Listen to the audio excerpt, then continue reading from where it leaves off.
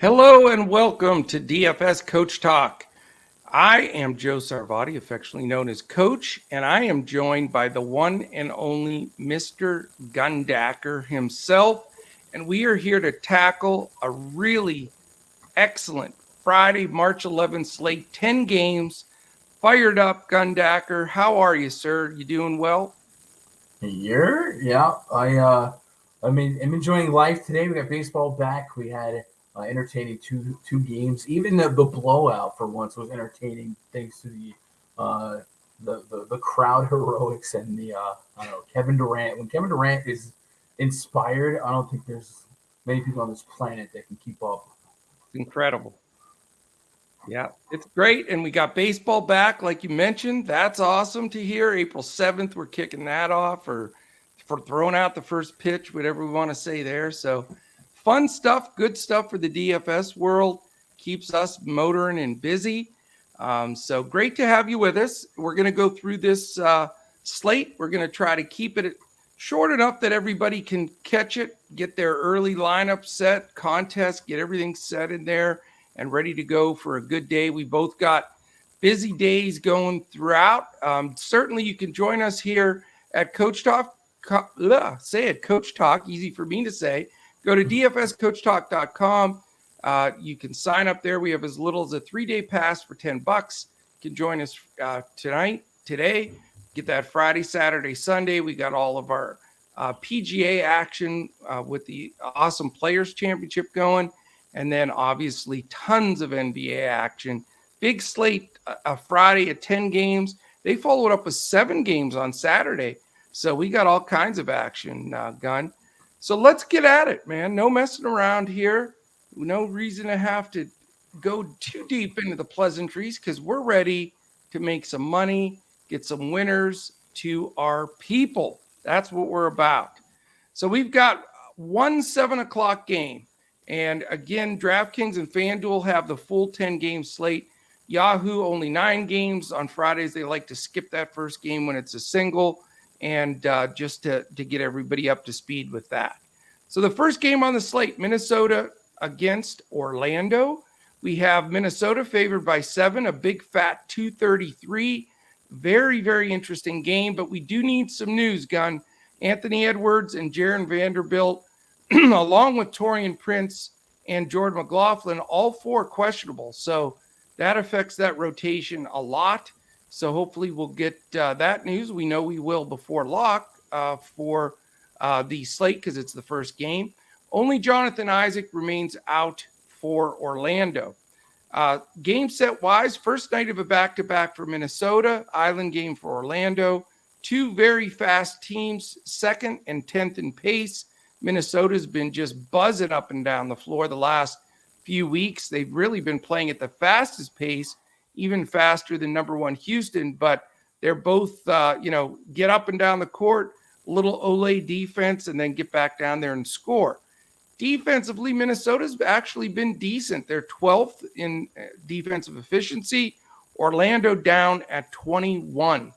So the big question here, Gun, is how many guys in this early game are too many, or can we stack up a few guys? What do you think? Yeah, on the T-Wolf side, it will be news contingent, right? If Anthony Edwards doesn't go, it's certainly going to boost interest in D'Angelo Russell and Karl-Anthony Towns in terms of their floor and ceiling outcomes. And on FanDuel, they're so low price considering their ceilings that you can almost play them together and maybe even get to a third depending on Jared Vanderbilt's status and kind of go from there. It wouldn't be crazy to see a 30 fantasy point game at a 4,900 Patrick Beverly. So I do think I can get up to 3 of the T-Wolves, but that is going to be heavily news contingent. Conveniently for us, first game on the slate, the only game at that 7 p.m. time slot. So we should have plenty of time to make our decisions there. On the Magic side, it definitely gets a little bit more blurry. This is a team that outside of Jonathan Isaac, who's been injured for over a year, they're pretty healthy. They're working Markelle Fultz back in probably 15, 17 minutes at most out of him, and then they still have to tend to some of their veteran guys off of the bench. Terrence Ross, Gary Harris, RJ Hampton can be involved here. So I am a little less confident in the minute projections that I have on the starters for Orlando. And it's also a spot where we got to have a little bit of confidence in Orlando to even stay competitive, because Minnesota has a tendency to run teams off their court. Their offense has been really, really good, coinciding with this fast-paced style of play that they've been daring other teams to keep up and score more than them. And so far, many teams have not. And Orlando has been one of the teams with that lack in the offensive efficiency category. So there's plenty of pessimism about the Magic starters from a short entry or 20 entry standpoint on a 10-game slate. But in multi-match entry, there's 50-plus fantasy points that's viable in guys like Cole Anthony, Mo Bamba, Wendell Carter. But that would strictly be MME plays, with T-Wolves being a team I can gravitate towards a little bit more in the short entry, especially if we got some news like Anthony Edwards being out. And if Anthony Edwards did play, he becomes a play at $6,400 on FanDuel. That's a $1,400 discount to a $7,700 DraftKings price. So even more potential to stack the T-Wolves here. And you can make a case that you could get to all three T-Wolves at their FanDuel prices today, but it seems like an outlier or outlandish expectation to get all three with a tournament optimal result in a 10-game slate, especially would neutralize a lot of your late swap potential. Yeah, absolutely. And, I'm with you. I think this game's a great game. I want definite exposure here. Big slates like this, I generally don't stack up too much, but, if the price is right and the matchup's right, you definitely can look at some potential here. So I think it's a game I definitely like some guys on both sides. I think the backcourt for Orlando with Anthony and Suggs are both underpriced for a strong pace-up game like this.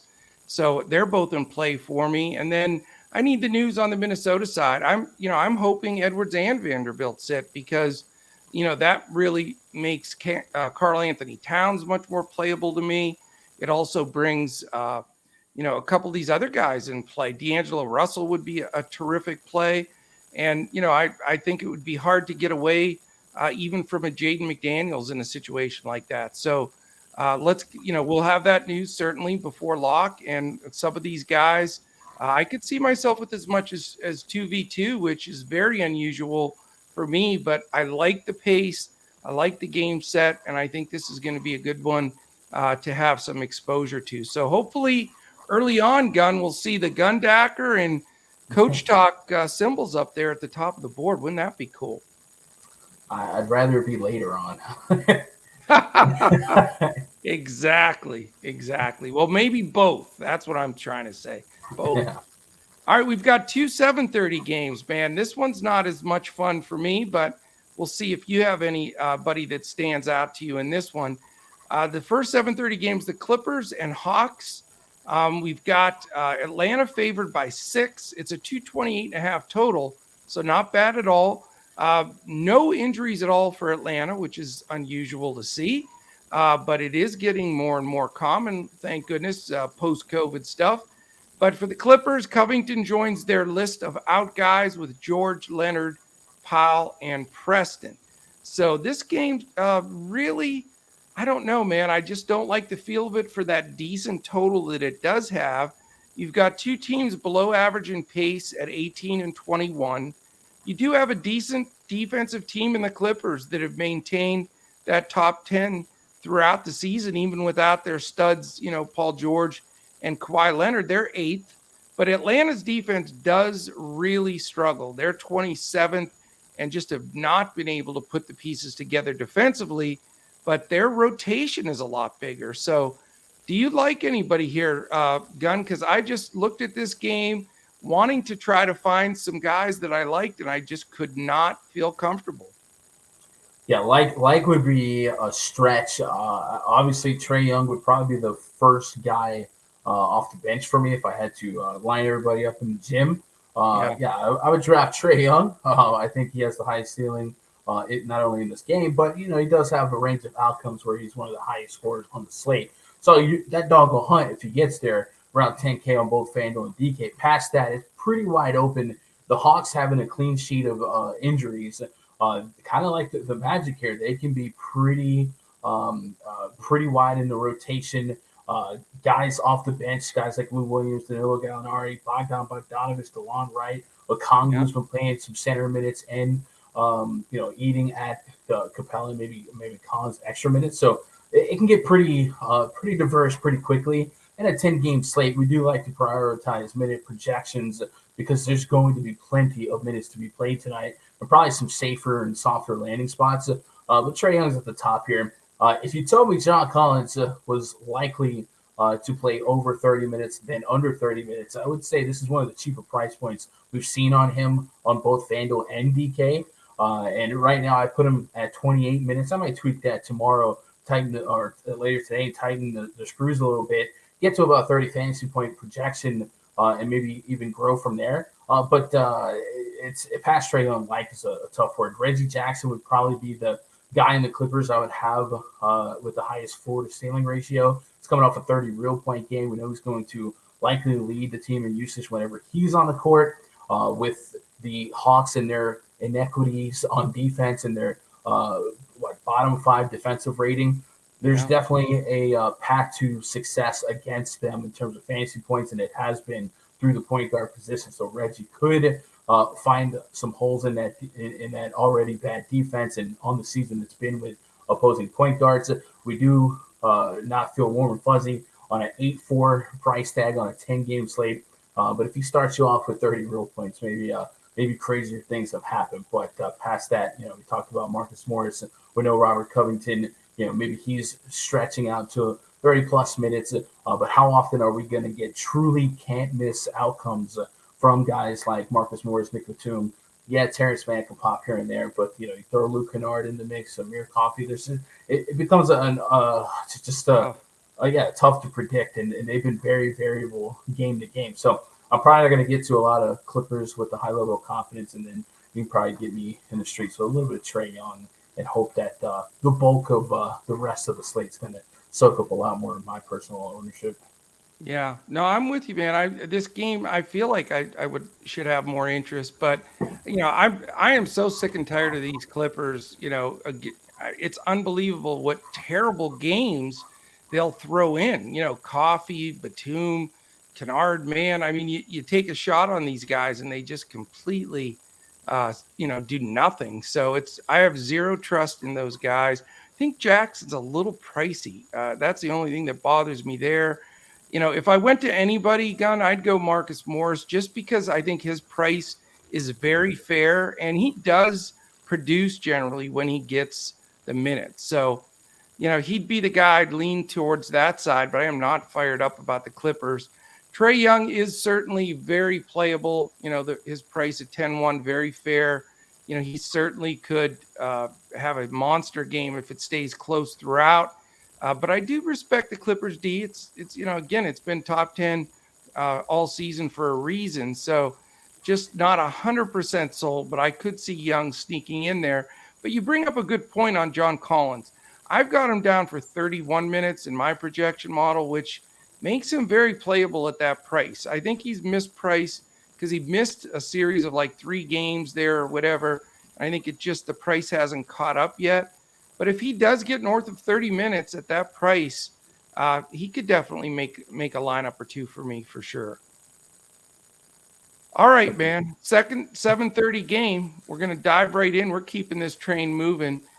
We've got the Detroit Pistons and the Boston Celtics. This, screams of blowout potential. And go ahead, yell at your phones, computers, whatever. Coach, quit predicting blowouts. Well, I'm a game scripter, and I got to call them like I see them. And I do not like when my guys sit the whole fourth quarter, Gun. It pisses me off. So I'm scared of this game. It's, big spread, Boston by 2 touchdowns, 216 total. When do DFS-wise, you see that big of a total with that big of a spread with that small of a total, I generally want to run the other way. Detroit's 13th in pace, Boston 23rd, so that doesn't excite me. Detroit's defense does stink. They're 25th, but Boston's is shut down. They're number 2 in the entire league. So, man, I'll tell you, I am very hesitant to go anywhere with this game. What do you think? Yeah, I'm with you. The Celtics defense is definitely a problem.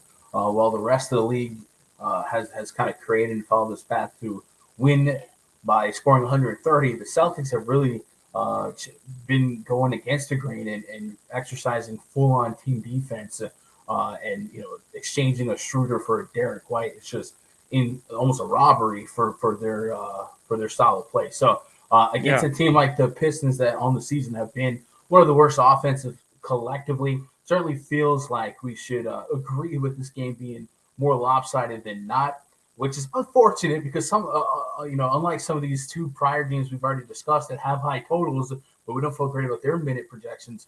These are two teams that we can probably get pretty solid minute projections on, but now we have to wrestle with does it stay close or not. More often than not, I feel like we simulate this game. The Celtics are putting away the Pistons pretty handily.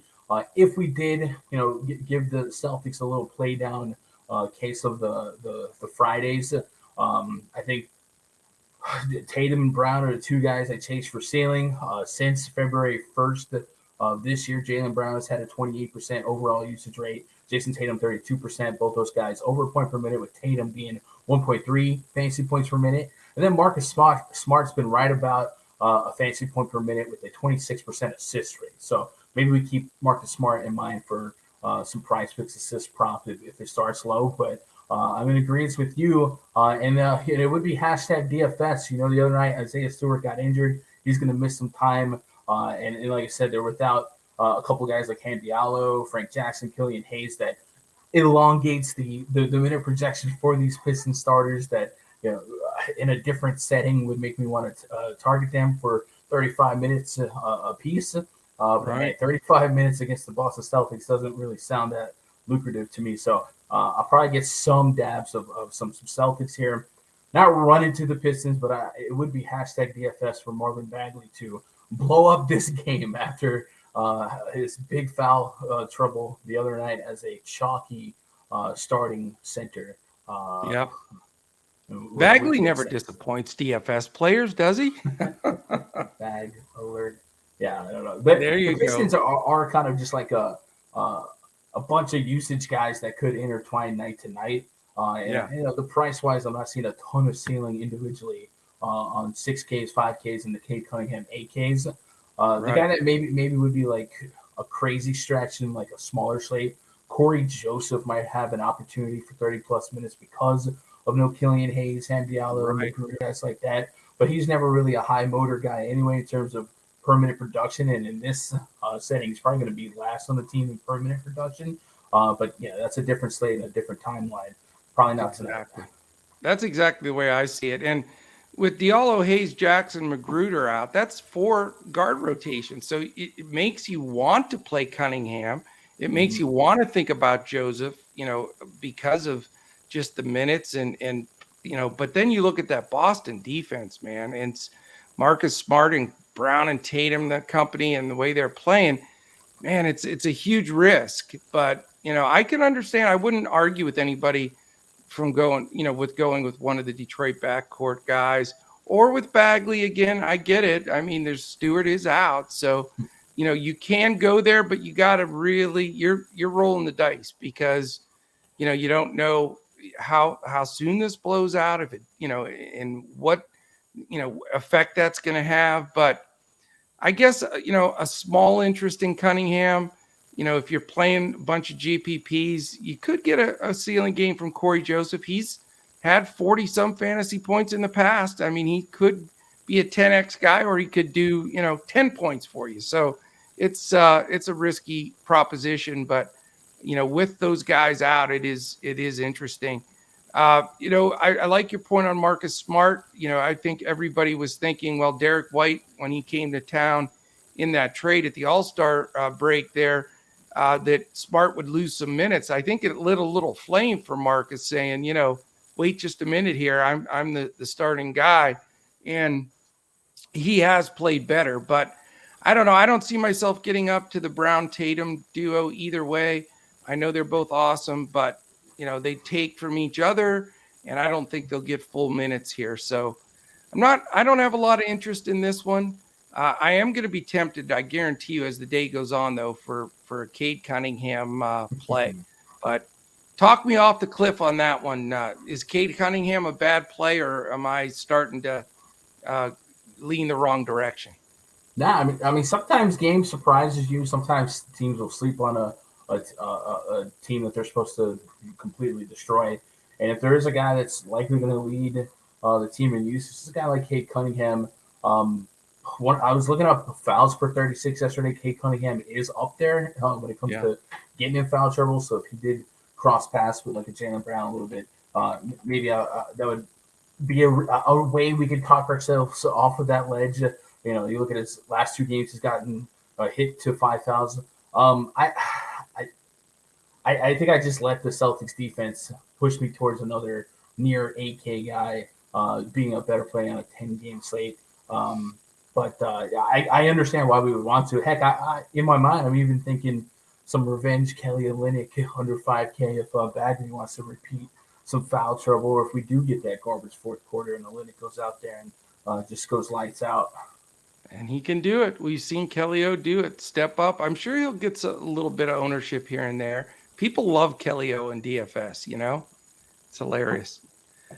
All right. Well, that one is a tough one, but let's dive into these 8:00 games. We have 4 of them. So let's get the ball rolling here. Charlotte Hornets, New Orleans Pelicans. Interesting game. It is a 1.5-point Charlotte score. Or favoritism here. So that makes you interested. Nice 229.5 total. This game looks pretty juicy to me. I'm pretty fired up about this one right off the bat. We've got the other McDaniels brother. He is probable, Jalen McDaniels, and then Bouknight and Hayward out for Charlotte. Ingram, McCollum, Nance, and Cheeseburgers. Williamson, my buddy, still out. Hopefully he's off the burgers and getting ready to come back because the Pels are playing some ball. We've got Charlotte, the third pace in the lead. We know they're flying up and down. Pelicans have been playing just good, solid ball. They're not playing super fast. They're 22nd. And then both of these teams have struggled defensively. Pels have improved since the McCollum trade and everything settling in there, playing the 2 bigs with Hayes and Valanciunas has helped them in the paint. But, defensively, again, Charlotte 23rd, Pelicans 20th. Lots of interest here in this game. A lot of salaries that make sense. I like this game. What do you think so far here? Are you zoning in on this one? I'm kind of surprised that the Hornets are only 1.5-point favorites. I know that the Pelicans have been playing better lately, but it's been completely because Brandon Ingram and CJ McCollum have been just unstoppable collectively. Right. You take those 2 out of the mix, this is a whole different team in terms of who's scoring and who's setting up assists. Now you're hoping Devontae Graham and Jonas Valanciunas and Herbert Jones and Jackson Hayes and Tony Snell can kind of keep up. What a stunner, though, for Pels fans with Ingram and McCollum out, though. I mean, isn't that crazy?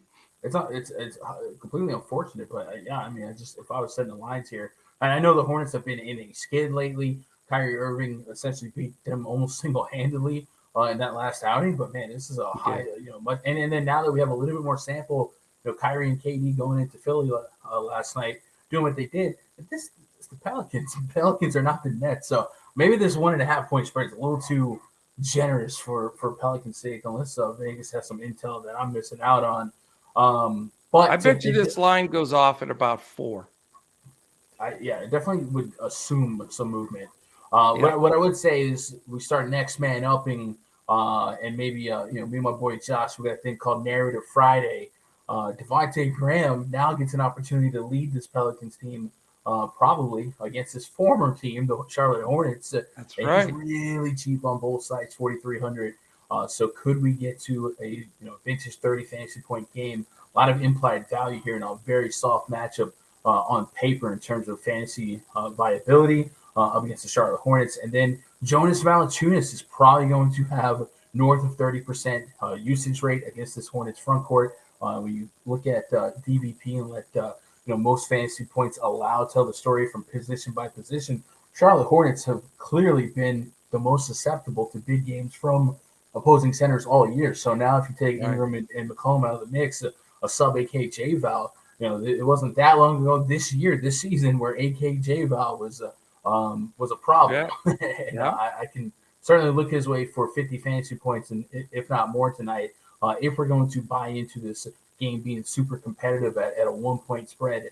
So Devontae Graham and J Val both stand out to me from them. And then on the Hornets side, it's pretty wide open. LaMelo Ball is getting to a dangerous price on FanDuel. It's been dangerous for really the last couple of slates, and it really hasn't gone all that well for me. I did get the brunt of an 8-minute 4-foul performance. Where that was unbelievable. Yeah, not what you want.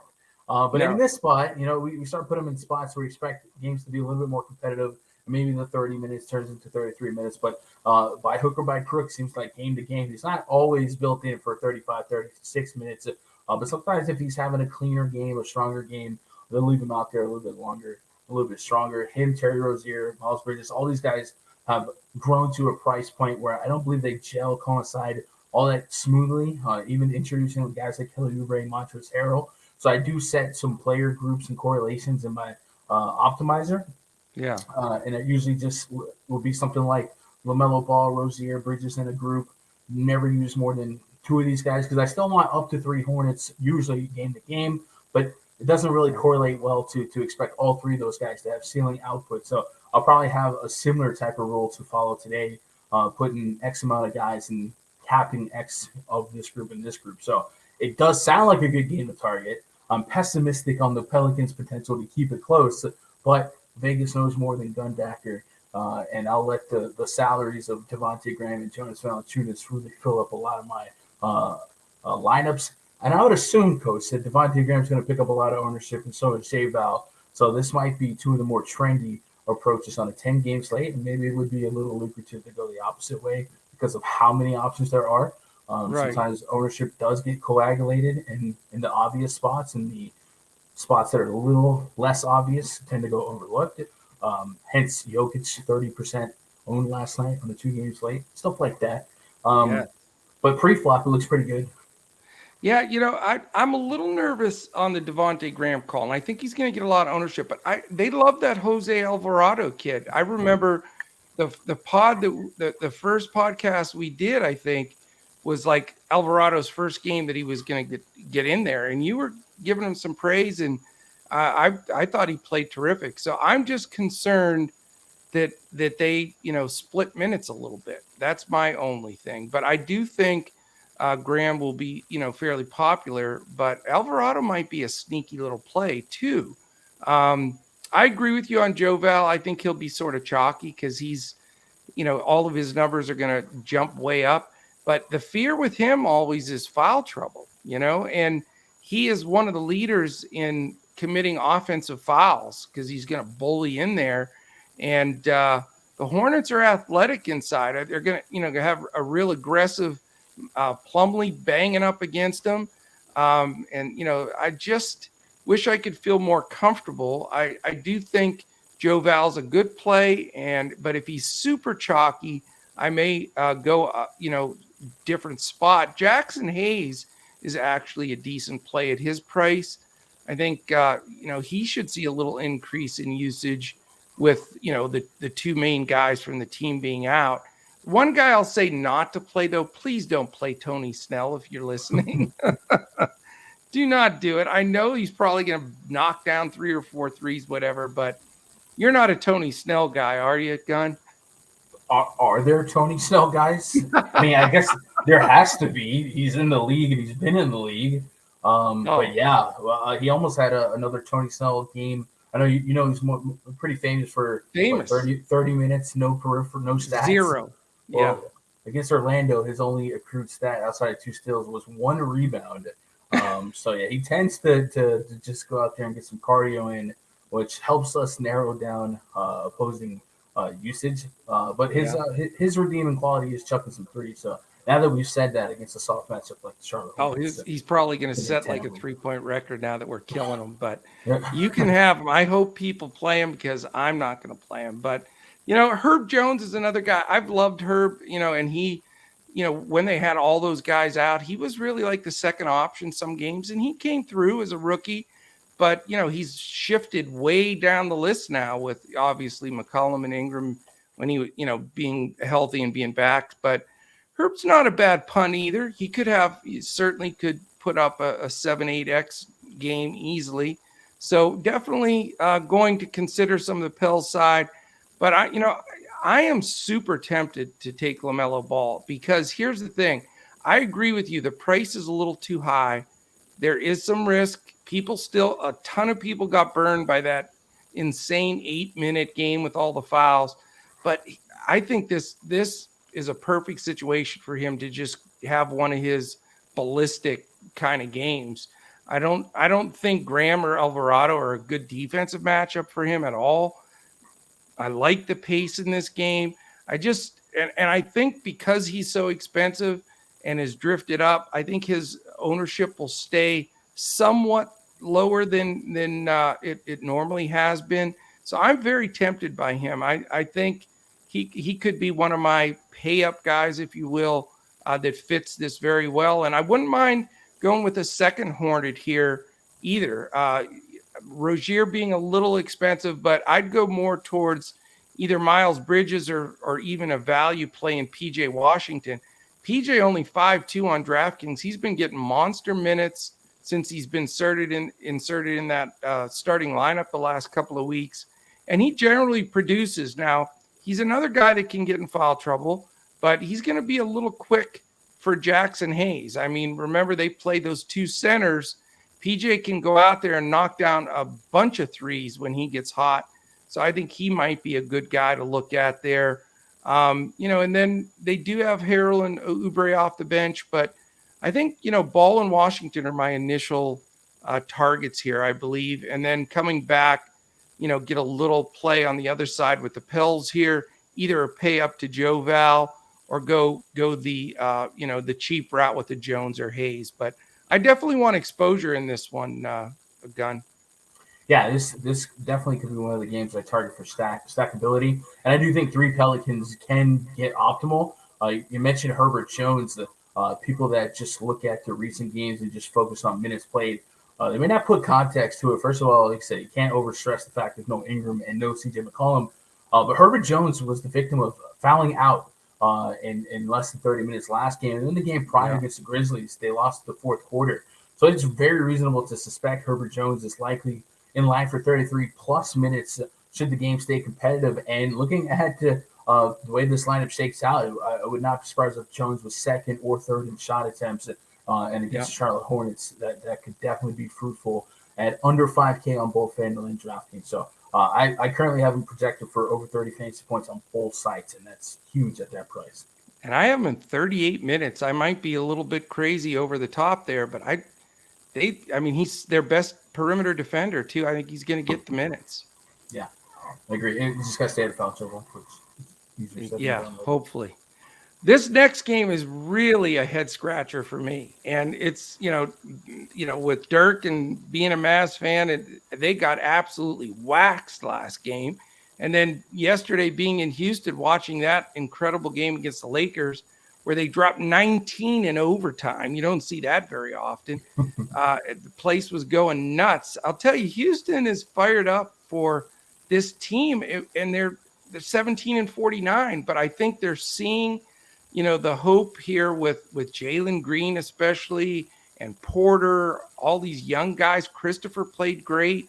They are heading in the right direction, which is the first time I think I've said that about Houston in a couple 2-3 years. So it was interesting to see, but what a dichotomy of trying to figure this game out. So we've got the Mavericks in Houston. Mavericks are favored by 11 on the road after getting absolutely waxed.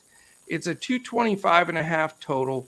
You've got a probable tag on Mr. Jalen Brunson. I've read he's going to play. The big one, though, is questionable on Dorian Finney-Smith, which is the glue defensive guy for Dallas. So we need to follow that one. And then you've got doubtful on Ntilikina, out Chris Hardaway and Pinson. They've been out. For Houston, you've got another questionable tag on Dennis Schroeder. He did play yesterday, though. Jayshawn Tate missed the game and Christian Wood missed the game. They're both questionable. So we have a lot of things to figure out here and, news that we need. Garuba and Wall, I always say those guys every day. They waste 30 seconds of my life by saying Garuba and Wall are out, but it's a tradition now. So figure this one out. I'm so glad you're on here with me because I don't know what to think. Dallas is the slowest team in the league. They're 30th. Houston, the fastest team in the league. So, okay, Luka, dial up Luka, I guess. But, Dallas is 6th in defense and Houston dead last. So is it Luka or bust? Is that how you start every lineup? Or am I seeing something wrong here? I don't know. This is a tough one to figure for me. Now, in my early projections, I have Luka leading the entire slate in fantasy points. And if you're going to lead the entire slate, a 10-game slate in fantasy points, there's likely going to be enough value to where we can give credence to those raw points. I'm right up there with LeBron James, a little bit above Jason Tatum, and we mentioned actually almost 10 points above Tatum. LeBron and then Luka are like 10 points above everyone else for me in my first run. So, yes, I want exposure to Luka, who very much could drop 60, 70 plus fantasy points. How chalky, though, Gun? So I think on FanDuel it's going to be immensely chalky, 10.7. On DraftKings, I think it's going to come down to what value pieces do open up. We already discussed the Pelicans as a likely source of chalk value with several guys under 5K against the Hornets with a high pace, a high total. So probably going to catch some ownership. Maybe the 10-game slate dilutes it a little bit. So, we're probably thinking 30, 40%, but maybe it goes down to 20, 25. I think it does end up being Luka versus LeBron in terms of highest ownership in the stud department. But Luka against the Houston Rockets, I mean, you'll be wearing some egg on your face at the end of the night if you miss out on Luka and the Houston Rockets, and Luka drops 80 plus. So I think it comes down to expecting this game to stay competitive. It's 11-point spread to start the party. Does it widen as we go? You did mention DFS. His defense should be mentioned. I think he might get laughed at because he doesn't do a whole lot to be noticed from a DFS fantasy point standpoint. But defensively, he plays a big role in slowing some stuff down and guarding that perimeter. So if he were to be absent, it certainly would be notable. But getting Brunson in there, getting Luka in there, Spencer Dinwiddie's been a great scorer, Davis Bertans. They have some buckets in that lineup that can widen the gap. Houston being competitive with the Lakers really doesn't mean what we thought it might mean, 4 months ago.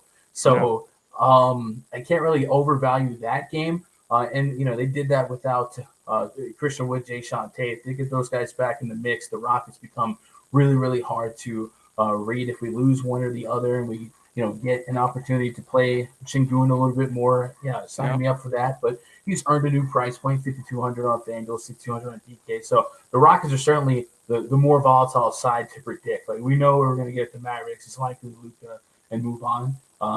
But yeah, this is ultimate fire and ice, unstoppable force, immovable object. Two teams that really couldn't be more opposite if you tried in terms of how they play basketball. Exactly. I would just say we're keeping an eye on the spread throughout the day. But Luka on FanDuel, I don't think there's going to be many ways to get away from that, especially with multi-position eligibility. Yeah, I agree with you, man. I love Luka in this game, and I don't see, coming off that loss too, he's going to be ticked off. Houston, all that emotion in that Lakers game. It just, I don't know how they're gonna stop him. I mean, Jayshawn Tate, agitates him a little bit sometimes, but he's questionable. So, and he missed the last one, but we'll see. I think Luka, you just got to lock him in. I've got to say it. There's my lock washer. I know he's, no hot take.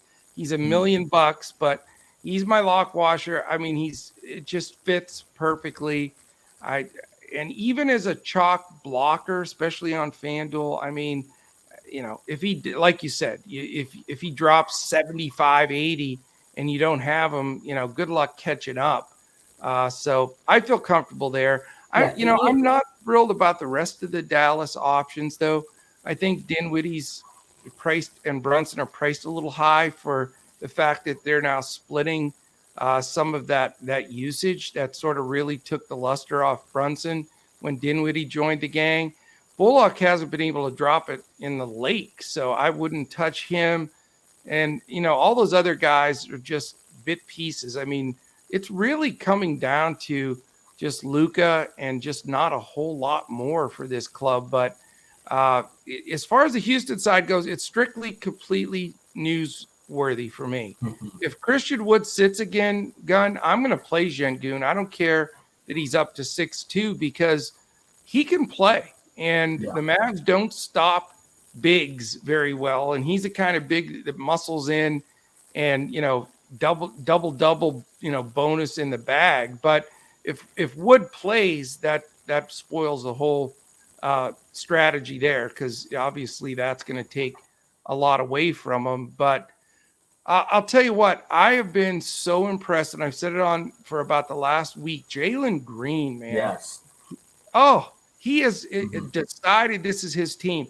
And it was interesting walking into the Rockets game last night. It was sold out, and you had about literally 50% Lakers jerseys and 50% Rockets jerseys. But what shocked me is I had no idea, because I'm a little bit more out of touch with the Houston market, as far as being there.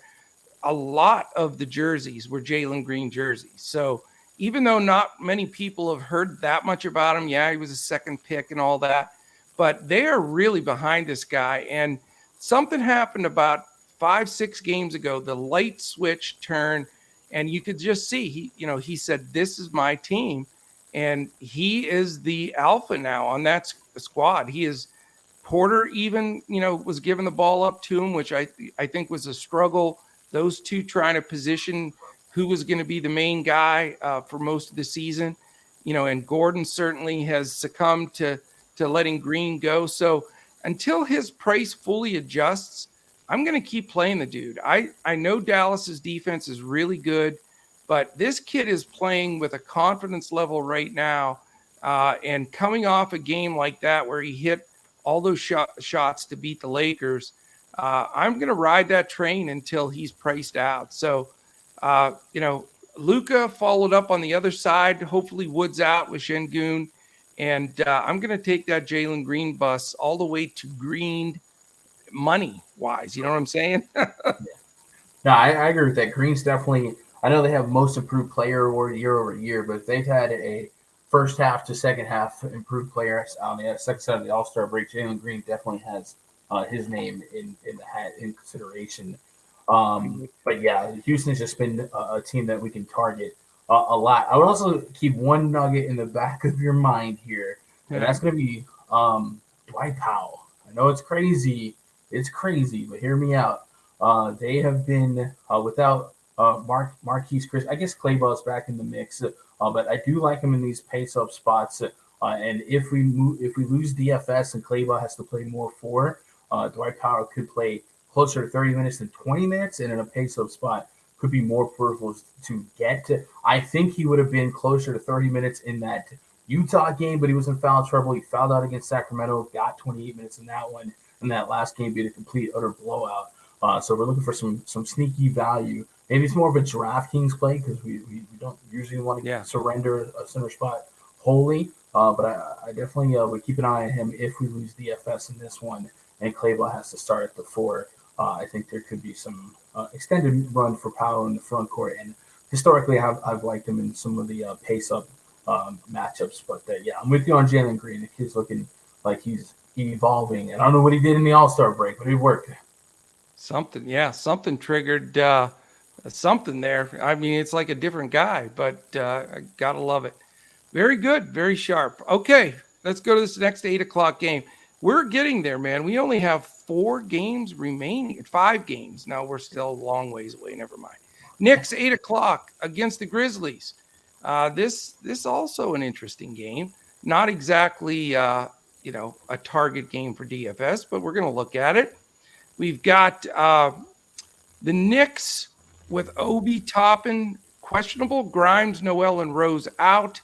Actually, the change in Dylan Brooks is not just out, he's at least unlikely to play. So that means he's getting closer. He's probably not going to play, but he's getting closer. So that's one big thing that can affect the Grizz. The tough one with this one though is you've got a pace issue with the Knicks at 25.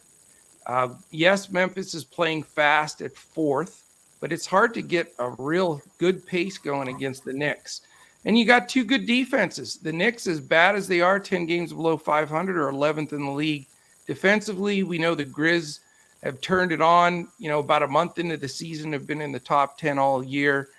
They're sitting at 7th. So, yeah, this game is very interesting to me because I think you definitely can look at some Grizz players.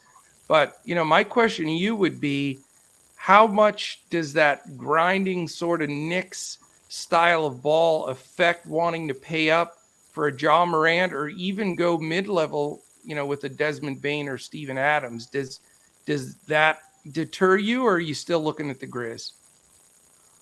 I mean, in Matt Century, I'm never not going to have some Ja Morant at home. But yeah, losing some implied possessions because of the Knicks being as slow as they are certainly is going to alter the projection a bit.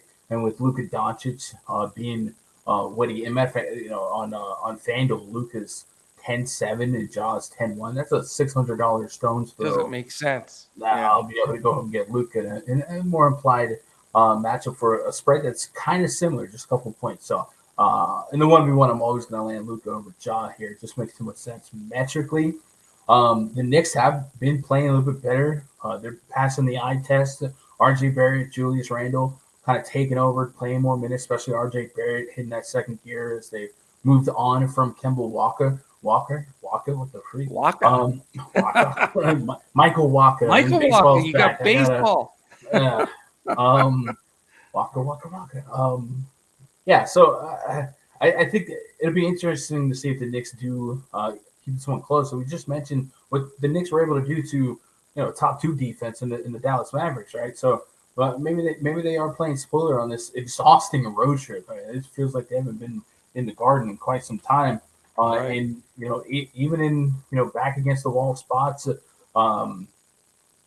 they've been getting it done. They're out here putting big numbers up there, competing. They haven't really been on a big wrong side of a blow in quite some time. They're still the Knicks. They still like to get 20-point leads early and blow it, but it's good to see it against the Mavericks. They didn't. So I do think on FanDuel 8,600 on Julius Randle and RJ Barrett being there as well. If I can get away with less than 10% equity in those two for 150 lineups, I'll get it. But past that, I'm not going to run too much on the Knicks side. On the Grizzlies side, like you said, Ja Morant is going to lead the team in usage. As long as we're going to continue to get more games without Dylan Brooks. Even with Dylan Brooks, I expect him to still have a 25-30% usage rate game to game. He's going to be the guy that I like to target the most. Point guards against the Knicks have been my favorite spot. What it is interesting here, and I created a case against Ja Morant earlier just by pace total and Luka being a couple hundred more.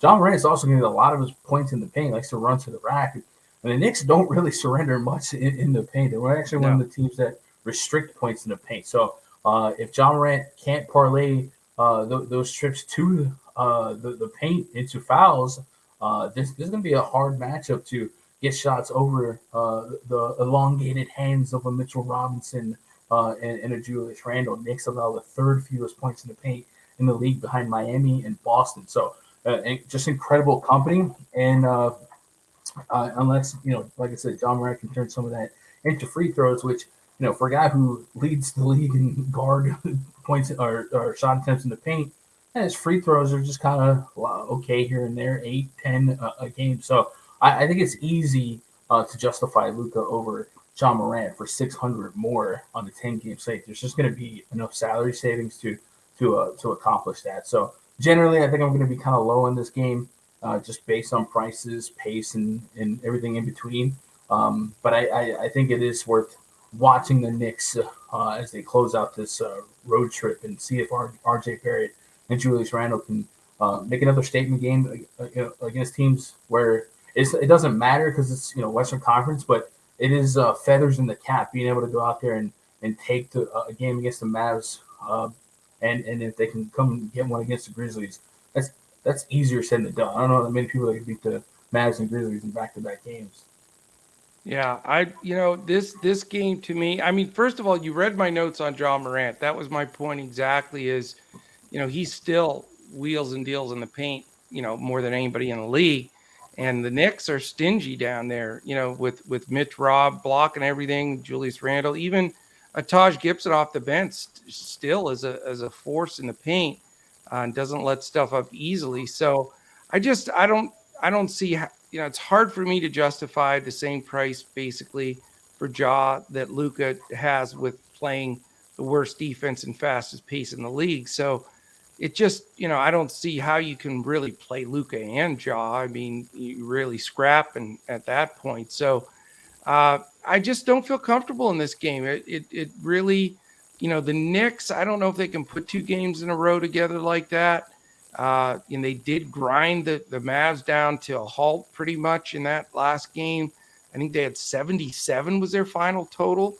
So, yeah, that's scary. And I don't know if I want to pay up that much for RJ Barrett and Julius Randle. They really have become a two-man show there, which does, is nice. There were a lot of more shots being dispersed amongst the team in the beginning of the year, but now it's pretty much just Randle and Barrett, but they're expensive. And the Grizz are tough defensively at home. They do play at a fast pace, though. So, I could see going with one of the two, Randle or Barrett, but those are the only two guys I'd consider, and the price just isn't that great to me. After Ja and, that price, again, being a little much when you compare it with Luka, where do you go from there? Desmond Bane at 6'6", Jackson at 6'5", if you trust him. I'm just not thrilled with this game, man. I think like I say, when you have 20 teams going, identifying some games to pass on ends up being massive. I think that's a key. And this is just one of those games that I just don't think fits my build. Yeah. I think if we're gonna be light on John Morant in terms of going for shots via points in the paint, I know Jaren Jackson leads the league in blocks per 36 this season, but fifth on that list is Mitchell Robinson, and the Grizzlies actually are tied for most blocks per game allowed. So on DraftKings, Mitchell Robinson being under 5K. You might have a true path to success for 30-plus fantasy points, which might be one of those 2, 3, 4 block games. And we've seen him throw block parties, assuming he's over this illness. But he's offered 30-plus fantasy points in 3 straight games outside of that illness game where he offered 2 minutes and was kicked out of the game. Crushed people in that game, man. Yeah. So, goldfish memory might be a little bit lucrative here. But yeah, under 5K for Mitch Robinson could net you over 30 fantasy points on DraftKings if you want to go that way. If you want to get to one of those elusive John Morant, Luka lineups. Well, you'll have some people, I think, pivot, try to get off chalky Luka and go to Ja. And I get it. And Mitch Rob, I mean, I like him too, but he is so hard to trust. He really is. But you're right. He's played better. Noel's been out, so, he's getting decent minutes. But we'll see. Adams may beat him up a little bit and get him in foul trouble. I don't know. But GPP, I could see it. I like the point. I think it's sharp. All right, man. We're to the final 8 o'clock game. It's the Cleveland Cavaliers, Miami Heat. This is the game I'm going to watch, Gun. I like these two teams. They are fun to watch. Good teams. It is the first night of a back-to-back for both of them. So that's a little interesting. But in this game, the spread is where are we at? Miami 5.5, but the total's only 209.5. So we have a dud total here, big time. But that's because these teams are so tremendous defensively. The news here is big. We know Jared Allen's out with that broken finger for an extended period of time. Karis LeVert's still out, though. That's the part that surprises me. That he's just has not got the minutes. then we need, like, it seems this is becoming a pattern. We need to know if Jimmy Butler's playing. He's questionable again. So that is important news.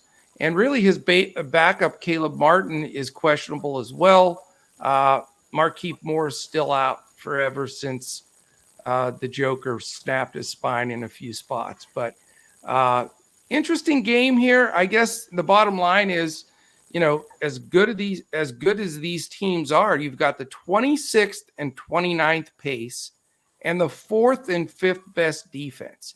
That stings if you're a DFS player. But you have a bunch of stars here. That's where I'm interested to get your opinion. I mean, if Butler plays, obviously, if he doesn't, all of a sudden, the Lowrys and Bams look better. Garland's been on an amazing tear. Mobley now has center all to himself without Allen there. So you can make cases for guys here, but I'm going to repeat those numbers again. 26th and 29th in pace, 4th and 5th in defense. Two teams positioning themselves for the playoffs. Dude, what are you going to do here? Yeah, it's we're going to have fun with sample sizes. Since the All-Star break, Darius Garland has averaged over 1.4 fantasy points per minute on FanDuel, about 1.4 on DraftKings, with a 50% assist rate. It's just nuts. He's putting up, Stockton, Chris Paul numbers right now. He had a 19 this game in there. Yeah, 13, 10, 19 his last 3 games. So I like him for a high floor because of assists, because of his involvement, and because of his expected minutes without Karis LeVert for the time being. So I do think he's going to be somebody I get to in big field tournaments. But at the same time, I do want to put a little bit of respect on some of the games and the game flows he's been a part of. Namely that Pacers game, they dropped 127 points. So today against the Heat, they're implied for 102. So that's 25 less points. That's like a quarter of basketball less implied and expected points.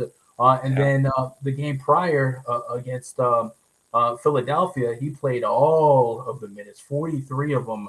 I don't think he gets to 43 as long as Rajon Rondo is kind of back in the saddle. Rondo played 10 minutes that last game, so enough to keep him away from 43. So I do have enough pushback because it is Miami that I'm willing not to go all that crazy, but at the same time, 8,400 on FanDuel, I could settle for 40 plus fantasy points, and I think that's probably a realistic range of outcomes for him. The 9K DK price point. Now we're starting to talk and meditate on it. I do think Jimmy Butler's status will, plus or minus my interest in the Cavs. The Heat have kind of a quasi superstar team in the shadows here with Victor Oladipo back, Jimmy Butler's there, Bam Adebayo, Kyle Lowry, Tyler Hero's been kind of kicking into another gear lately. Then PJ Tucker can focus on being PJ Tucker. So I don't think it's a super exploitable matchup. So I would say if Butler were to be out, I do like the Cavs' chances to compete a little bit longer, a little bit stronger, but at best, it's a slow-paced game. It's going to come down to can both offenses stay efficient, and I have a little bit more pessimism on the Cavs side. And then with Evan Mobley, Jared Allen is back, but the Miami Heat have allowed the fewest fantasy points per game to opposing centers, and that directly correlates with what we just talked about in the last game. Miami also allows the fewest points in the paint in the league. So at best, it's a bad matchup for Evan Mobley playing center if we're trying to capitalize on his offense. So it doesn't feel like an upside ceiling game, especially in contrast to the Pacers game. There might be a lot of people overvaluing the results of the Pacers game who have been just a very bad defense since their trade. So I if that picks up too much steam, I'm gonna stay on the other side. If it does, if it stays lukewarm, I'm gonna have my pieces here and there. Kevin Love might pick up some ownership for this game. He's at 5,900 on FanDuel, 6,300 on DK. Very, very risky click because we never quite know what we would expect from minute-wise. Last game, we actually saw Lauri Markkanen start at the 4. They threw Dean Wade at the 3. Some people thought it might be Jetty Osman. If we build on the fact that the Heat allow the fewest points in the paint, that leads us to researching what do they allow from downtown. Well, they've become a funnel defense. The Heat have allowed a top 5 amount of points per game via the 3-ball, and Kevin Love can be a sharpshooter for them if they need it. So I do think in big field tournaments, you might catch me out here playing some Kevin Love, hoping it's one of those 10-plus three-point attempt games against this Miami team as a catalyst to stay close. And because Garland has a 50% assist rate, he's going to be positively correlated with everyone. So I probably can still get up to 2 Cavs, but just as a overhead, I feel like you got a glass ceiling based on the total, based on the paces and whatnot. If Butler plays, I think the Heat are going to be kind of reminiscent to the big 3 Warriors with KD, Clay, and Steph Curry. You just don't know who's going to pop game to game with Butler, Adebayo, and then the hero off the bench. Obviously, Depot is going to be limited for a while, but there's a wider range of outcomes in terms of who offers the most here until prices start to normalize. If Butler doesn't play for another game, I think Kyle Lowry under 7K on both sites. Something to keep in mind is that his assist rate likely to rise a little bit here, going to be a little bit more involved. And also Kyle Lowry and other members of this team can pickpocket. We got Jimmy Butler averages 1.8 steals per game, Lowry 1.2 steals per game, Bam Adebayo 1.5 steals per game. Darius Garland will turn the ball over, and the Cavs turn the ball over, I believe, the second most in basketball behind the Rockets. So let that sink in. Rockets being fast-paced, sloppy, bunch of rookies. Here come the Cavs with a bottom 5 pace, and they're still turning the ball over quite a bit. And it's kind of like Brett Favre, right? You throw a lot of touchdowns, you throw a lot of interceptions. That's kind of what's happening here with Darius Garland. If you're going to get 19 assists, it means you're passing the ball a lot. So there's going to be some turnovers to boot, 4-7, 5-7 in his last couple games. But in a site like FanDuel, a price base, when those turnovers become plus 3s on the other end, especially for a team like the Miami Heat that will get steals, it could be an upside spot within in front of our face in what's generally a slow pace and low total spot here. So I want to get to some Heat. It would be a whole lot simpler if Jimmy Butler sat this one again. But I do believe he was listed as out with a sinus congestion. So I would kind of be surprised if that held him out 2 games in a row with like 4 or 5 days to recover. He's a strange dude, though. You never know with him. That's for sure. I did catch as a young buck going to a Brett Favre reference. Man, that for our super young listeners, Brett Favre used to be the quarterback for the Packers before Aaron Rodgers. So there you go, man. I like it. The young buck with the Brett Favre call. This game, I'll tell you, man, like I said, I want to watch it because I love basketball. I think these 2 teams are really strong teams, but there's a lot of questionable situations here. I mean, it's going to be a playoff type atmosphere. The D's will tighten up even a little bit tougher. I think Butler plays too. I've got him listed in as of right now. I know they're on the first night of a back-to-back. Maybe he sits tomorrow. So the guy that I'm really interested in a little bit here is Bam. Bam's played phenomenal the last week or two, couple of weeks really. And I think, losing Jared Allen's a bigger deal than people are talking about. I know he's not the flashiest guy, but he is a defensive-minded dude, and he allows Mobley, with his athleticism and size to really, create some difficulty defensively as well. And, having Allen out of there changes the whole concept of everything, especially when they bring Love in, because he can't defend you or I anymore. He can't move. So, I think Cleveland takes a little bit of a step back defensively. And you also can attack Darius Garland. He is the weak link defensively on that unit. So, if Butler sits, I like Tyler Hero in this game. If Butler plays, I think Butler's very playable at a fair price on FanDuel. He's a little expensive, but on DraftKings, but I think you got to consider him. And if not, then Bam is in play. So as much as this game is a little bit of a step back and concern, I do think paying up for one of the Heat guys at home, it is a real statement game. I think it's a game where, they want to protect their position at number 1. And I think a Bam or Butler or even Hero, one of those guys, I don't think I have the courage to go two of those guys unless Butler sits. It wouldn't be a bad, Hero out of bio duo if Butler does sit. So I have some interest there. Not a lot of interest on the Cleveland side because, they're priced right. Markkanen's been decent. Again, Love, you like you said, could be sneaky off the bench, Mobley, but none of them are like dead cheap. You have to pay a few bucks for them. And Garland's pretty expensive, and they'll certainly be focusing their defense on Garland for sure.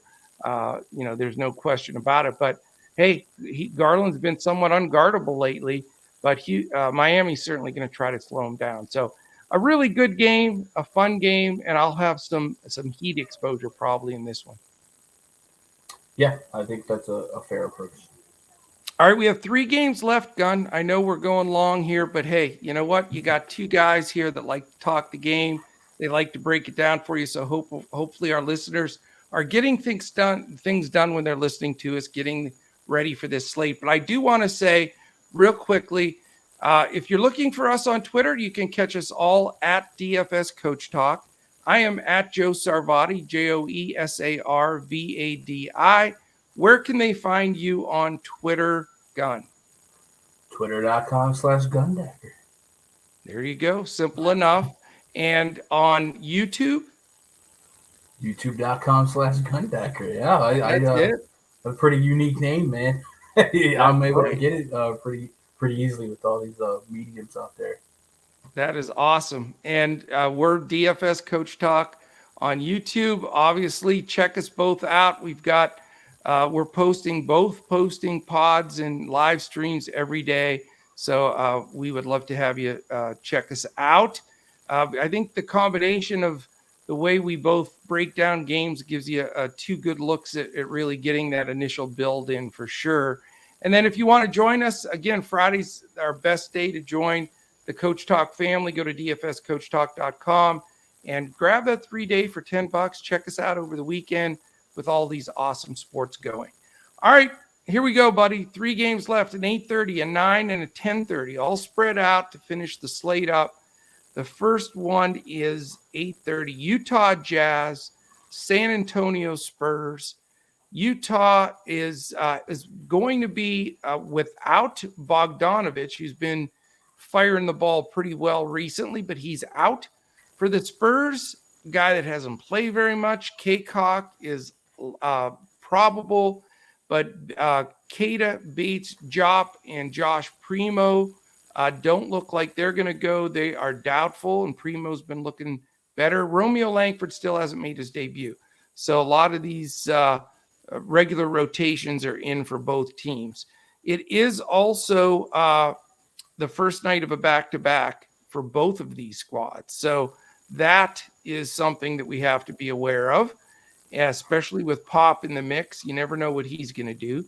Utah's 19th in pace, San Antonio 6th.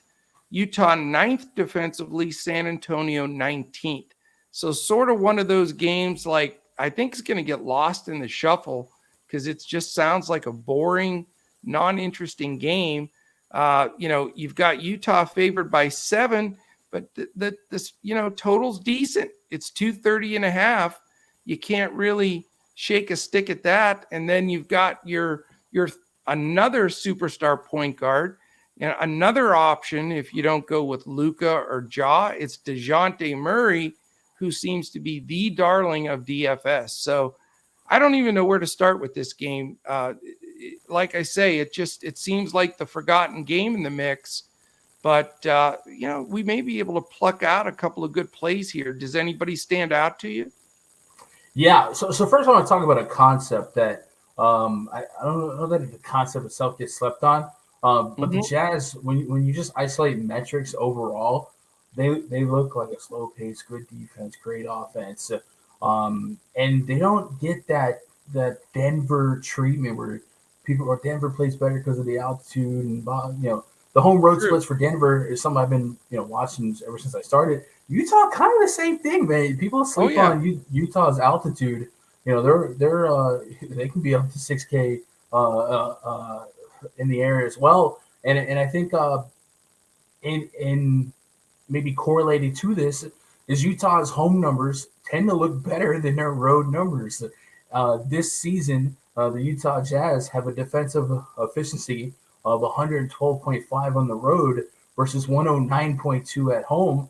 And then the net rating, they have a 9.6 net rating at home, but just a 3.6 on the road. You just look at the last couple of games, you can kind of sense it. Now, it's not fair that they just played the Blazers. It's not a real team that doesn't exist. This is just not a real team. But let's say the Pelicans a couple of games ago. Did you have the Pelicans smoking them by 30? Oh, they bleed red on the road. The Houston Rockets, a team able to take them 12 rounds. So I just want to say, like, I think the Utah Jazz, when they go on the road, people tend to avoid them just because the stats and maybe the projection models don't really give them a lack of respect that maybe they should be having. Without the home court advantage.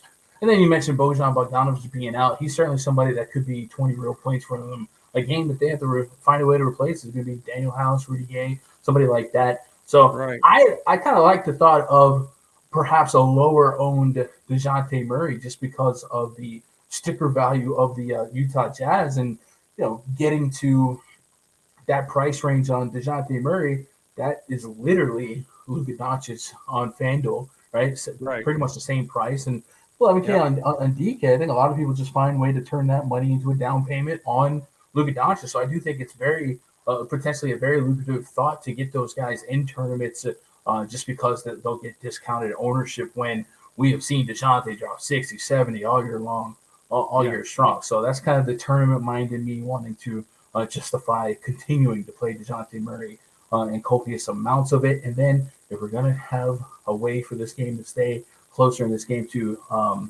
put up some real points, the Spurs defense has certainly been very, very exploitable.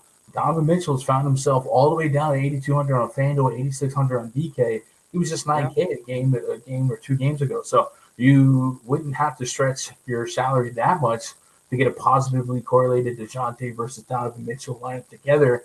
And I don't know that there's really any sample size to go off of Donovan Mitchell without Bojan. Bojan's been playing a lot for him. So I can't really say, hey, in 300 minutes of this and that, just process of elimination. I think Donovan Mitchell is likely to benefit from no Bojan Bogdanovic in trying to maybe have one of those 30-plus real point games. So I kind of like the spot for tournaments quite a bit because I think this could surprise some people and maybe put up some points. And Vegas has kind of caught up to the Spurs games. So like every time I'm looking at a Spurs slate, they're sitting on a 230 total.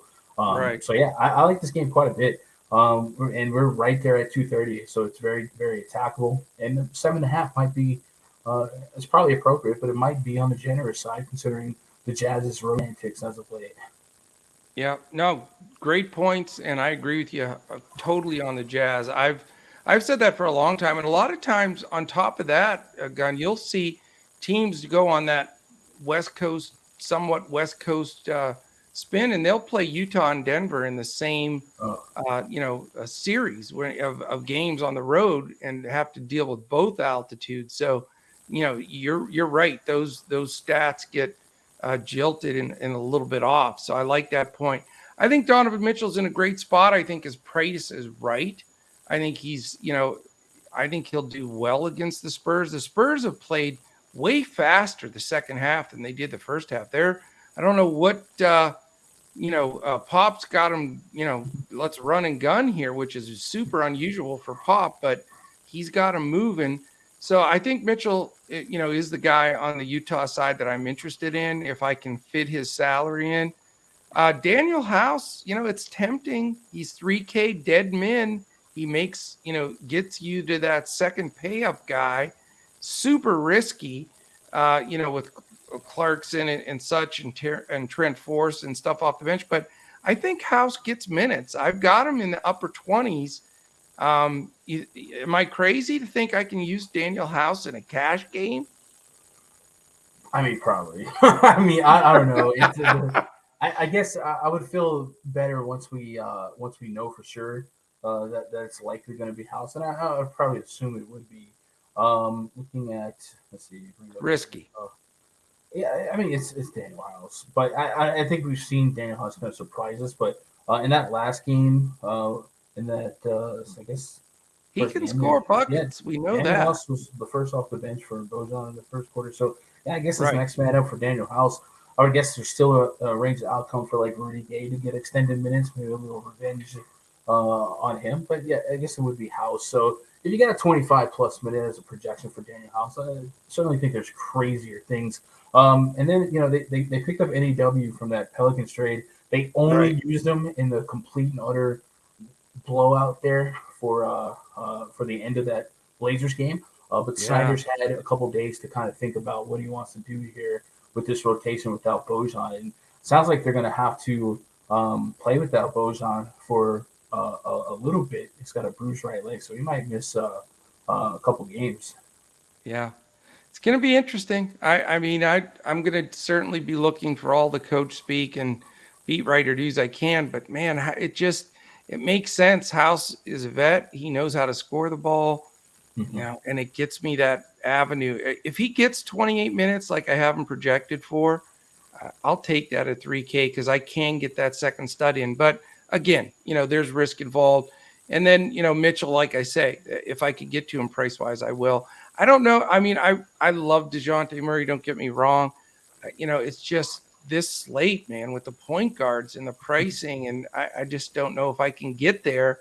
And I always get just a smidgen nervous with Pop when he's on either side of a back-to-back that he sits somebody the extra 3 or 4 minutes, which means a lot. That can really sting. So I don't know. Not interested in any of the other Spurs, though. I know that the Jazz have not been great defensively, but you take those 8 guys, I'm not even going to waste your time mentioning all of them. There's just so much disbursement of usage and shots. There's no rhyme or reason to it. And, Pirtle versus Gobert, basically Spider-Man versus Spider-Man, big, slow dudes that are going to slow each other down. So, for me, it's all about Mitchell, maybe House, and then probably going to move on down the road. I might get to a little bit of Gobert under 8K. The Spurs allow the 5th or 6th most blocks per game, and they also allow the 3rd most points in the paint per game.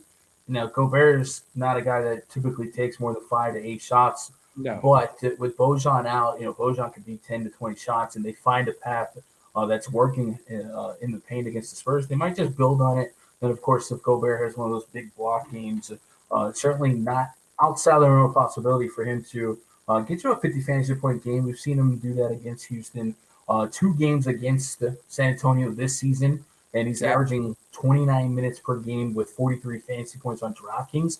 43 at 7,400. So it's a great starting point. And if we can squeeze out a little bit more ceiling, I wouldn't mind getting to just a little bit of that. Don't have to get too crazy with it, but I do think the matchup says that it's justifiable. And then we mentioned DeJounte's matchup here. Outside of the Brandon Williams disaster that happened last time out, it's been one of the better last 5 matchups for point guards. Doncic dropped 76, SGA dropped 64, McCollum dropped 39 in 30 minutes, and KPJ dropped 43 in 40 minutes. So it's definitely not outside of their own possibility to put a big usage guy like DeJounte Murray in this spot and get you a 60 plus. The range of outcomes for him to outscore Luka certainly are low, but they're not 0.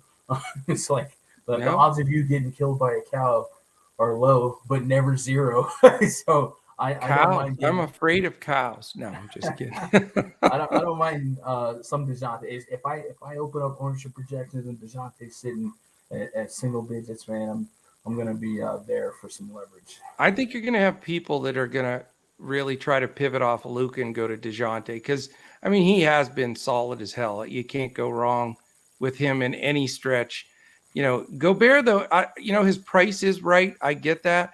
But I've watched so many years now, they just never, ever go to him, and he never shoots anything at all. I mean, it's like he doesn't even post up, just either a lob or he just rebounds. And it's so frustrating when you roster him, you just like use the dude. They don't use him. So who knows? He can back into it with a 15, 18 rebound game too. So you never know. All right, Chief. 9:00. Toronto Raptors, Phoenix Suns. There's an interesting matchup as well. We've got coming into this game as far as the spread, it is Phoenix only by 6, 221 average total. We know that Anunoby and Malachi Flynn both out for Toronto. For Phoenix, it's Cam Johnson, so he's out of there. Kaminsky, Paul, and Sarge still out for the Phoenix Suns. Coming into this one, first night of a back-to-back for Toronto, island game for Phoenix, 24th in pace for the Raptors, 9th for the Suns. Defensive rating, Toronto's improved. They're up to 13th, so in the upper half. And we know Phoenix shutdown team, they are 3rd. So a lot of volatility to this game, a lot of high-price guys too, which is a bit of a concern. But, certainly there are guys that can break the slate from either side here, whether it's a Van Vliet or Devin Booker, certainly at the top of the list. But you don't get anybody on the cheap because these two teams, have been scoring the ball.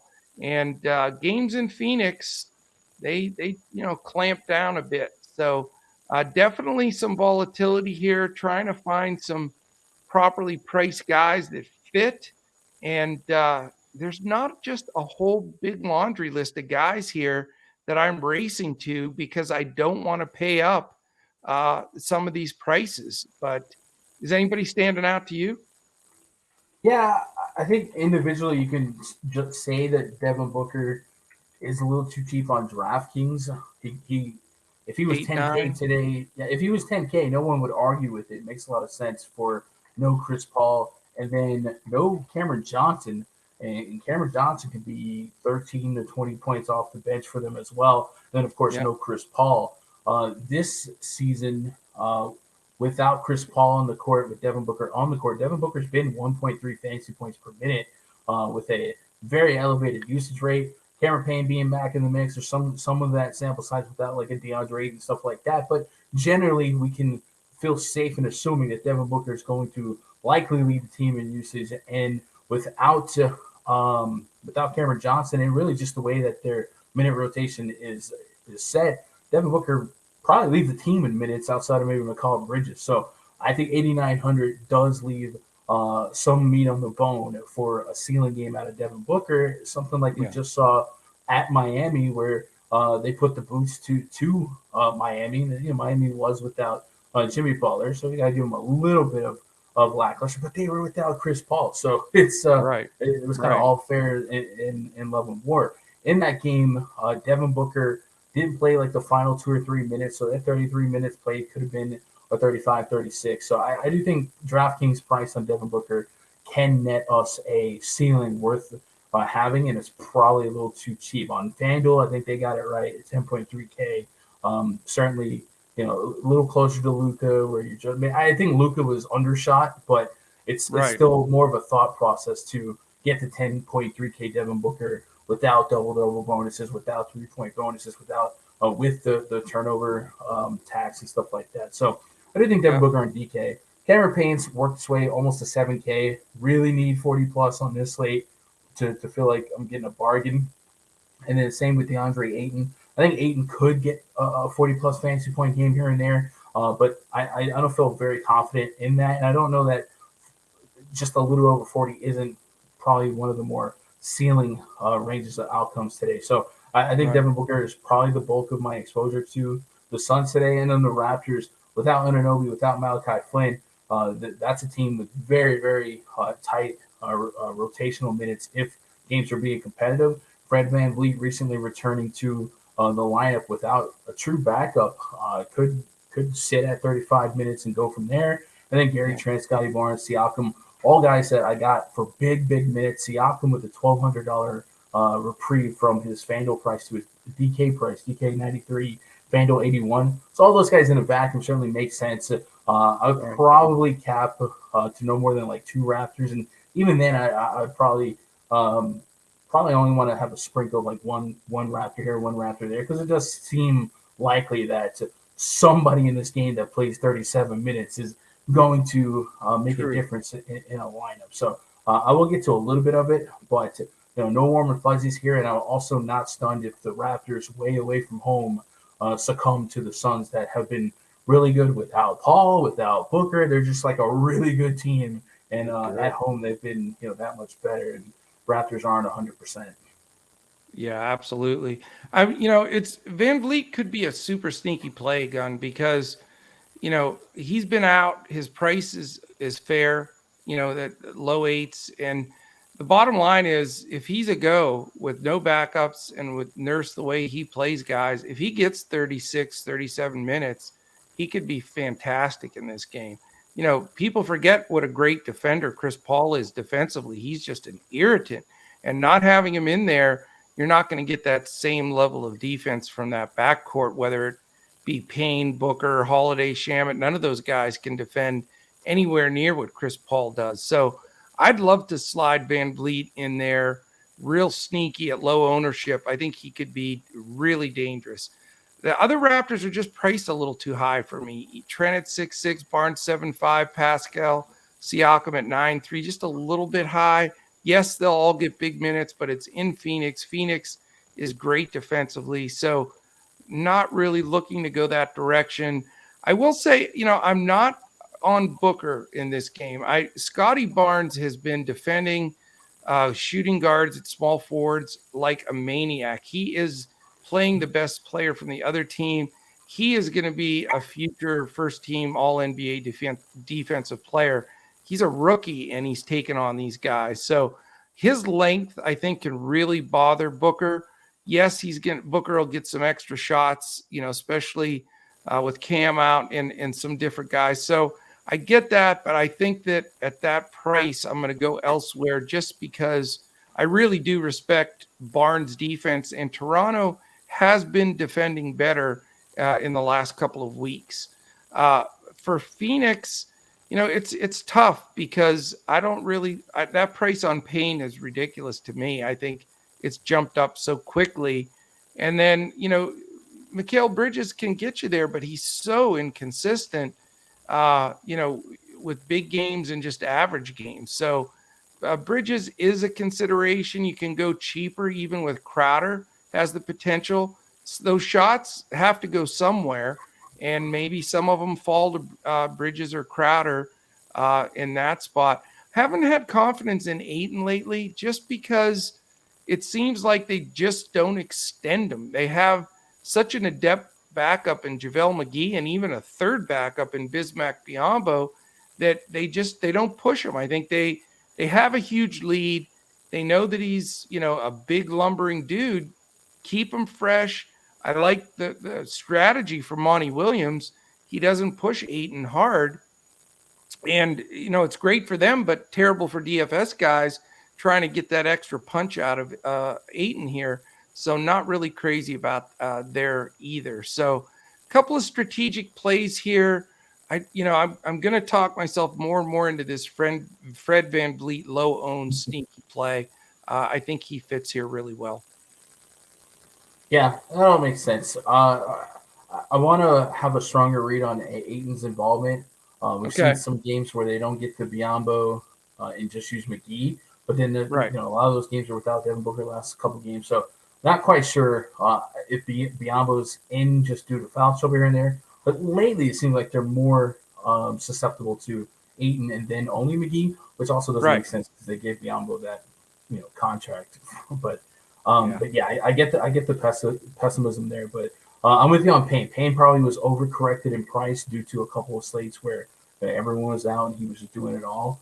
So yeah, it's hard to believe that there's a lot of meat on the bone at that price with Booker back in action.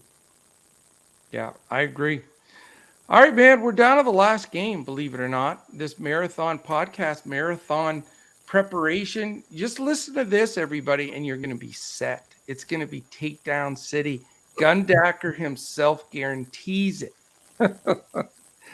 Last game, buddy, 10:30. Late game sweat, late game hammer game, all the different things you can call it. And it's, believe it or not, our lovable Los Angeles Lakers. And I'll tell you, after that game, LeBron was pissed against the Rockets. He stormed off of that court. He was so furious. If you saw the last play, he let Şengün shoot an open three. He was like, screw this. And he stayed in that corner and walked off the court as quick as he could. So interesting to see how LeBron's attitude's going to be in this game against this Wizards squad. But you've got Washington on a road trip now. They just started on their first night of a back-to-back on a West Coast trip against these Los Angeles Lakers. Certainly, the wheels have fallen off, plus some for the Lakers, but it is only a 4.5 point favoritism for the Lakers. It is a 228 total, which is very respectable. So, it's interesting. No injuries at all for Washington. So they're the other team now with a clean slate. For the Lakers, you're not going to believe it, but would you believe LeBron James is listed as questionable? Have you seen that yet this season? Yeah, once or twice. Taylor, THT also questionable. And then we've got Malik Monk probable. And we've got AD and none out for 9 million years. They have been out. So same old with that rotation. We know Russ stepped up and had a decent game, but man, I'll tell you what a train wreck the Lakers are. Really, the Wizards are a train wreck too. My buddy Chris Stapps getting his toes in there. I don't know, man. I want to have some exposure here. I'm trying to find some that are really good plays. I don't like the pricing though. This is a nerve-wracking game to me too. What do you think? Yeah. We talked about how Yahoo leaves that first game off. That's on a 30-minute island. This game's an hour and a half after the Suns game, which is an hour or 30 minutes after the Spurs game. So if Yahoo can leave off the first game, I wouldn't hate some of these other sites leaving off this last game. I wish. Because West Coast games aren't what they used to be in terms of late night hammer. And not only, is this a game that's a little bit hard to read pre-flop, it's a game that we likely don't get definitive news on until an hour or so, maybe 2 hours into the night. So we can't really make confident clicks that far out. And, one of those decisions is, does LeBron even play? And then, is LeBron playing center? Is Dwight Howard playing center? Porzingis in the lineup? Or is that a lineup they want to put Howard size out there? So we don't quite truly know what Frank Vogel is going to do. And then there's been a lot of clouds over Russell Westbrook's involvement going forward. And there's been some speculation that they could even relegate him to the bench. So it's a really, really unfun, awkward spot to navigate. I think my approach on the 10-game slate is I'm probably just going to throw my hands in the air and don't do anything with this game. I think with LeBron, sure, maybe I want to get to a little bit of LeBron just because I have him projected as a chance of being the top fantasy scorer on the slate. But I got Luka right there, similar. I got Luka like half a point above him right now. And then LeBron's, I think his value for me is a little bit higher if he starts at the 5. And, Porzingis could require some Howard looks to crank this game off, especially if we get, some of those cues into O's like a Monk, like a TAC, somebody like that. So it's a really, really annoying game. On the Wizards side, like Porzingis it's got you think about it at 6K on FanDuel because the Lakers have been that bad, but at 73 on DK, you probably just step away from the vehicle. And then Kyle Kuzma, is he worth all of 9K with Porzingis in there? I don't think that's a strong yes or no, but so far this season, in 30 minutes together, the result has been so unbelievable that we just can't go off it. He's averaging over 2 fantasy points per minute with Porzingis in 30 minutes. That's highly unsustainable. So I don't quite know what to do with this game. And I think that the easy solution for me is I'm probably going to do nothing with this game and hope that, late night hammer's going to take the night off in terms of needing to be optimal. But I'll probably get a few LeBrons that squeak through. On DraftKings, we can play with that util and late swap into maybe a DeJounte Murray or something like that. It's probably going to involve some 2v2s because of the price points. But generally, I think if it locked right now and I had none of this game, I don't think I'm missing out on much pre-flop. Yeah, I tell you, I want to feel that way. And I watched LeBron, and as frustrated as he was, etc., in that game, he was still dominant, man. I can't believe at his age that he is that dominating. I mean, there were times when he took the ball to the bucket, it looked like a guy going against a JV team.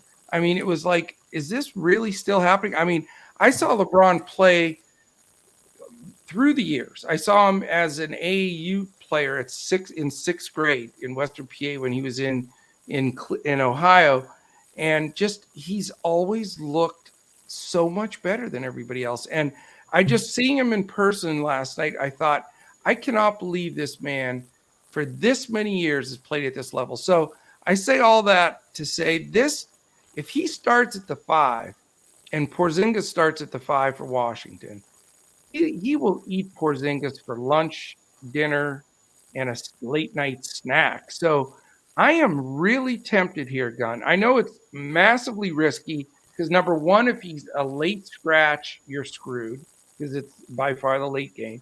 But can you imagine though, if we can sit on him here, have him in the holster, everybody else is going to be afraid for the reasons we're saying, and he could throw 60, 70 on the board against this depleted Wizards team. I mean, they've given up defensively. I mean, when they took Gafford out of the lineup and decided, okay, we're going to score. I mean, with the front line of Kispert, Kuzma, and Porzingis, they can't guard anybody in there. And LeBron couldn't get a 3 to drop. He has games where he's off, but if those start falling, I'm tempted to dial up LeBron as my second pay up guy. And if I have the courage to buy down to like somewhere on the board, I've mentioned, some of these super cheap guys, Daniel Houses and stuff to gamble for a LeBron, could be a slate breaker. I'm tempted, man. I'm thinking about it. And, he would be the only Laker that I'd go to, but it could be fairly sharp. You think? Yeah, like I said, in my first round projections, I have LeBron and Luka, and then there's everyone else 10 points later. So just standard deviation being what it is. If Luka was -5, LeBron was +5, or if Luka's game blew out and LeBron's did Right. not, it makes a whole lot of sense. And then LeBron's moved to power forward center eligible on Right. DK late. Luckily, they didn't make him center only like they did that one day, and he didn't even play center. It makes no sense, but I'd love to Yeah. start with Luka and LeBron and build from there. I mean, I'd feel pretty darn because I have them projected as 1-2-2, but not 1-2-2. You know what I'm saying? 1-2 Yeah. also. Uh-huh. But yeah, I mean, I'm looking that way. But anyway, to finish my thoughts there, I mean, that's really the Laker that I would look at. Of course, I'm not interested in anyone else there for multiple reasons, so I won't waste our time there. But Porzingis is still going to be on some kind of minutes restriction. I'm sure, like 25 to 26, maybe. I don't know, but I don't see going there. Although he's so cheap that he can put up those numbers quickly, but probably not going to risk that on a limit. And then I guess if I do roster LeBron and all hell breaks loose and he doesn't play, I guess you can find a way to pivot to Kuzma and make something work, as a backup plan. And Kuzma's played fine, and it's in LA. He always wants to stick it to the Lakers, the revenge narrative. They gave up on him. So, yeah, I mean, maybe that's my out for talking myself into risking and going with LeBron because Kuzma could be a backup play. That's probably the way I'd look at it. That's the NBA TV game, so maybe that means a little bit more. It's not quite ESPN or TNT or anything like that, but maybe that means a little bit more to LeBron. And past all that, the sense of urgency to win is pretty high. I think they're just going to be a play-in team just because it's hard to be worse than they are and not be, I don't know, the next team up. But yes, the Lakers' sense of urgency to figure this thing out is never going to be higher than it is the next game, and then the next game, and then the next game when they continue to lose. And if losing against the Rockets in that fashion is going to be a bad taste in your mouth, and it might require some drastic instant action. And then, of course, we got the Westbrook narrative where after that last home game, he publicly spoke about how the home crowd in LA has not been. Yeah. So, yeah, a lot of days of our lives going on here. Not quite the Ben Simmons Philly-esque situation, but apparently it's been pretty nasty. So this is a game that could get really weird from a narrative perspective if the Lakers come out flat. Yeah, there's no doubt. It's an interesting one. I mean, we'll see. We'll see how it rolls out. I think we would get LeBron pretty low ownership for LeBron under these circumstances. So we'll see how that rolls, my man. But that is it. We have got it. All 10 games under our belt. We're ready for this huge slate Friday. Really appreciate you joining me, man. This is always fun. Gives me a good perspective, sets the table for the entire day. So anything you want to mention or plug or get out there? Where can they find you? What would you like to do from there? Anything else? Yeah, today at 2 p.m. Eastern, I'll be live on my channel. And then an hour before lock, I'll be on the Osmo channel on live before lock. And then, are we doing something tomorrow, Coach? No, you usually come on Saturdays. I haven't looked at the schedule. I'll be on your deals tomorrow. Yeah. Yeah, so tomorrow we're because we have a good Saturday slate, 7 games.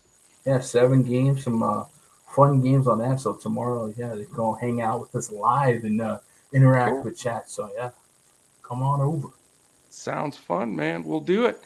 All right. Thank you so much, everybody, for listening in. Hopefully this gets you some takedowns. Let us know. Shoot us some questions, comments. I'd love to hear from you. So really appreciate it. Gun, great as always. I'll be with you tomorrow on your live stream, like you said, and we'll just try to get a hot streak going this weekend. Just try to clean it out. Let's get it done. Lockwasher City for the wins. All right, man. Appreciate it. Thank you, everybody. Have a great one. We'll be back with you tomorrow when we look to crush it in NBA DFS.